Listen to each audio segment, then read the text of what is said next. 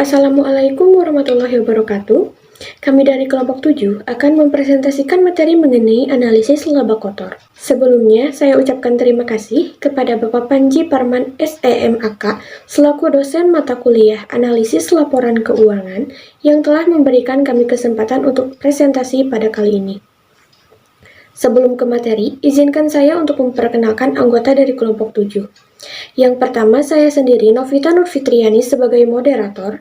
Yang kedua, Dini Nuryanti sebagai penyaji. Dan yang terakhir, Suci Amalia Mamur sebagai penyaji. Langsung saja ke pemaparan materi yang pertama mengenai konsep laba akan dipaparkan oleh saya sendiri.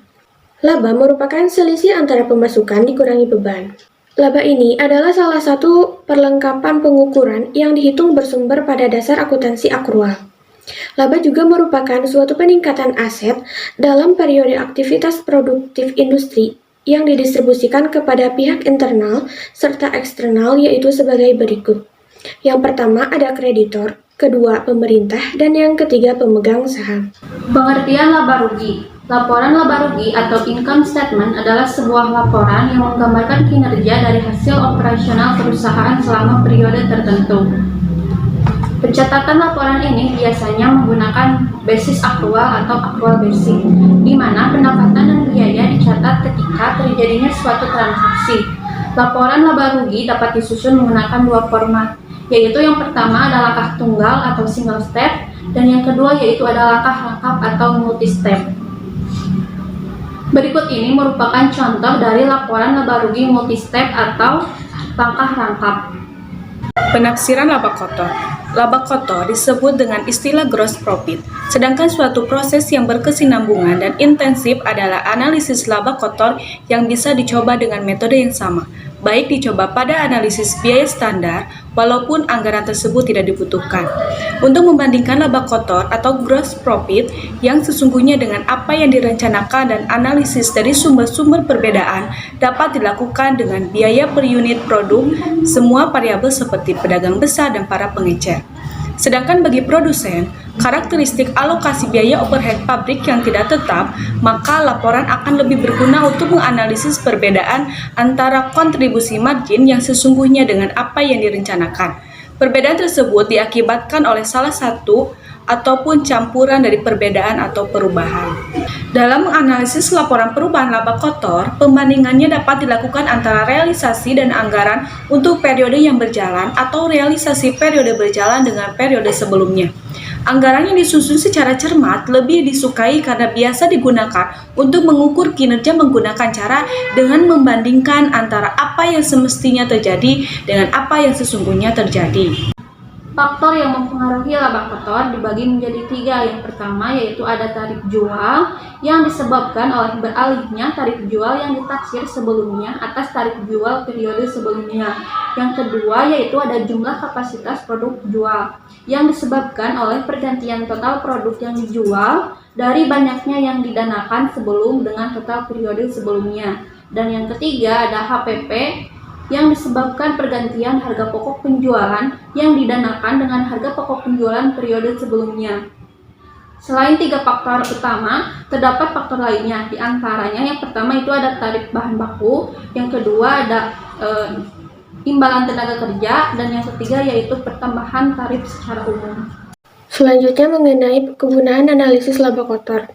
Yang pertama, mengenali penyebab dari landainya tarif jual. Kedua, mengetahui penyebab naiknya tarif jual. Ketiga, mengetahui penyebab landainya harga pokok penjualan. Keempat, mengetahui penyebab naiknya harga pokok penjualan.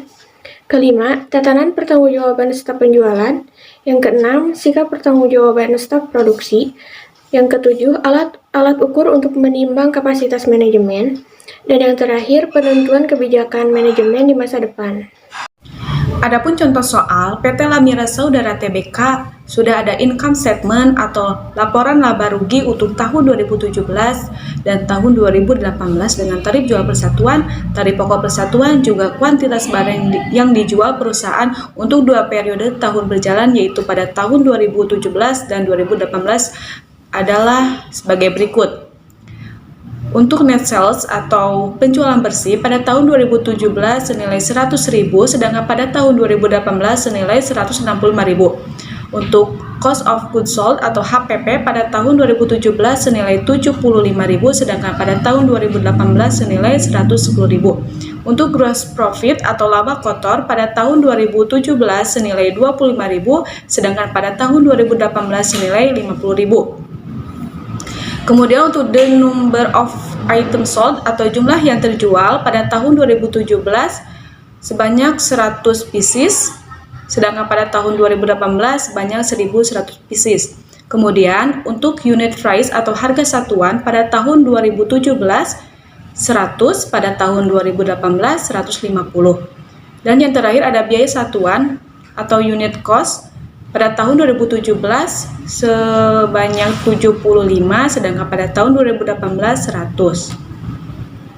Dalam pengerjaannya ada beberapa metode. Metode yang pertama yaitu membuat change report atau tabel perubahan. Dari tabel dapat disimpulkan bahwa yang pertama adanya penambahan dari penjualan sejumlah 65.000 dari tahun sebelumnya, yaitu pada tahun 2017 sebesar 100.000 dan pada tahun 2018 sebesar 165.000. Yang kedua ada cost of goods sold atau HPP bertambah 35.000 dari tahun 2017 senilai 75.000 dan pada tahun 2018 senilai 110.000. Kemudian yang ketiga ada gross profit atau laba kotor bertambah sebesar 30.000 dari tahun 2017 sebesar 25.000 menjadi 55.000 pada tahun 2018. Kemudian yang keempat ada jumlah barang yang dijual bertambah sebesar 100 pieces atau 10% dari 1.000 pieces pada tahun 2017 menjadi 1.100 pieces pada tahun 2018. Kemudian yang kelima ada harga persatuan bertambah sebesar 50 dari 100 pada tahun 2017 menjadi 150 pada tahun 2018. Yang terakhir ada cost price atau biaya per unit bertambah sebesar 25 dari 75 pada tahun 2017 menjadi 100 pada tahun 2018. Metode yang kedua yaitu mengamati penyebab perubahan. Analisa pertama merupakan perubahan laba kotor yang disebabkan oleh penjualan, yakni total of sales dengan selling price. Rumus yang dapat digunakan adalah QT2 dalam kurung PR2 dikurangi PR1, yang mana QT1 merupakan kuantitas atau jumlah produk yang sebelumnya atau yang dianggarkan. QT2 adalah kuantitas atau jumlah produk yang dijual sesungguhnya. PR1 adalah harga awal atau harga tahun sebelumnya atau yang dianggarkan. Kemudian PR2 adalah harga kedua atau harga yang sebenarnya. Yang pertama yaitu menghitung komponen penjualan. Sales pada tahun 2018 senilai 165.000, total selling pada tahun 2018 sebanyak 1.100 pieces dikali selling price pada tahun 2017 sebanyak 100, hasilnya 110.000. Maka peningkatan laba kotor dikurangi change in selling price atau perubahan harga jual, hasilnya 55.000. Adapun model lain yaitu total selling pada tahun 2018 dikali harga jual pada tahun 2018 dikurangi harga jual pada tahun 2017 atau dengan rumus QT2 dalam kurung PR2 dikurangi PR1 sama dengan 1.100 pieces didapat dari total selling pada tahun 2018 dikalikan 150 pada harga jual pada tahun 2018 dikurangi 100 didapat dari harga jual pada tahun 2017, maka hasilnya 55.000. Untuk yang kedua yaitu menghitung sebab kuantitas penjualan. Kuantitas penjualan pada tahun 2018 sebanyak 1.100 pieces dikali selling price pada tahun 2017 senilai 100, hasilnya 110.000. Kemudian penjualan pada tahun 2017 senilai 100.000, maka peningkatan laba kotor dikurangi change in selling quantity atau perubahan kuantitas penjualan, hasilnya 10.000. Adapun model lain yaitu PR1 dalam kurung QT2 dikurangi QT21, harga jual 2017 senilai 100 dikalikan jumlah penjualan pada tahun 2018 sebanyak 1.100 pieces dikurangi jumlah penjualan pada tahun 2017 sebanyak 1.000 pieces, maka hasilnya 10.000. Selanjutnya, untuk metode kedua ini merupakan perubahan laba kotor yang diakibatkan oleh harga pokok penjualan. Dengan rumus yang digunakan, QT2 dalam kurung HPP2 dikurangi HPP1, yang mana QT1 merupakan jumlah atau volume produk sebelumnya atau yang dianggarkan, QT2 merupakan jumlah atau volume produk yang dijual sesungguhnya, HPP1 merupakan harga pokok penjualan sebelumnya atau yang dianggarkan, HPP2 merupakan harga pokok penjualan yang sesungguhnya. Kemudian yang ketiga yaitu menghitung harga pokok penjualan. Cost of goods sold pada tahun 2018 senilai 110.000, jumlah penjualan pada tahun 2018 sebesar 1.100 pieces dikalikan harga pokok pada tahun 2017 sebesar 75. Hasilnya 82.500. Maka kenaikan laba kotor karena perubahan harga pokok sebesar 27.500. Adapun metode lain, QT2 dalam kurung HPP2 dikurangi HPP1, jumlah penjualan pada tahun 2018 sebesar 1.100 pieces dikalikan harga pokok pada tahun 2018 sebesar 100 dikurangi harga pokok pada tahun 2017 sebesar 75. Maka hasilnya 27.500. Untuk yang keempat, menghitung dikarenakan total selling atau jumlah penjualan. Total selling pada tahun 2018 sebesar 1.100 pieces dikali harga jual pada tahun 2017 sebesar 75, maka hasilnya 82.500. Penjualan pada tahun 2017 senilai 75.000, maka kenaikan laba kotor dikurangi perubahan jumlah penjualan, hasilnya 7.500. Adapun metode lain, QT1 dalam kurung HPP2 dikurangi HPP1.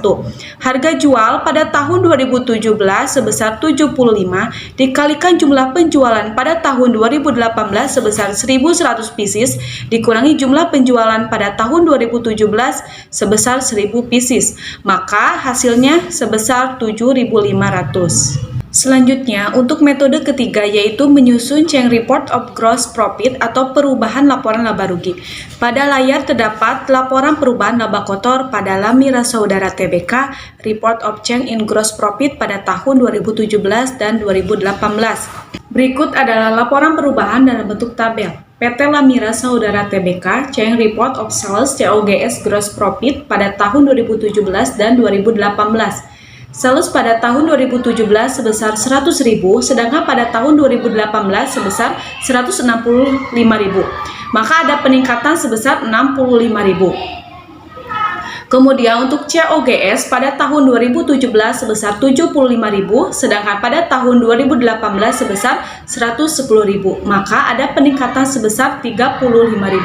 Selanjutnya untuk gross profit pada tahun 2017 sebesar 25.000, sedangkan pada tahun 2018 sebesar 55.000. Maka ada peningkatan sebesar 30.000. Baik, pemaparan materi dari kelompok kami telah selesai dipaparkan. Sedikit simpulan dari kelompok kami, laba ini merupakan selisih dari pemasukan dikurangi beban. Sedangkan laba kotor ini merupakan selisih antara penjualan serta harga pokok penjualan. Kemudian, analisis laba kotor ini merupakan metode yang dipakai dalam pembuatan mengenali kuantitas laba kotor dari periode satu ke periode yang lainnya, karena berubahnya laba kotor itu sekitar 2 ataupun lebih periode. Dengan begitu, bisa digunakan untuk menetapkan kebijakan pada tahun berikutnya yang berkaitan dengan laba tersebut. Sekian pemaparan materi dari kelompok kami, kurang dan lebihnya saya mohon maaf. Wassalamualaikum warahmatullahi wabarakatuh.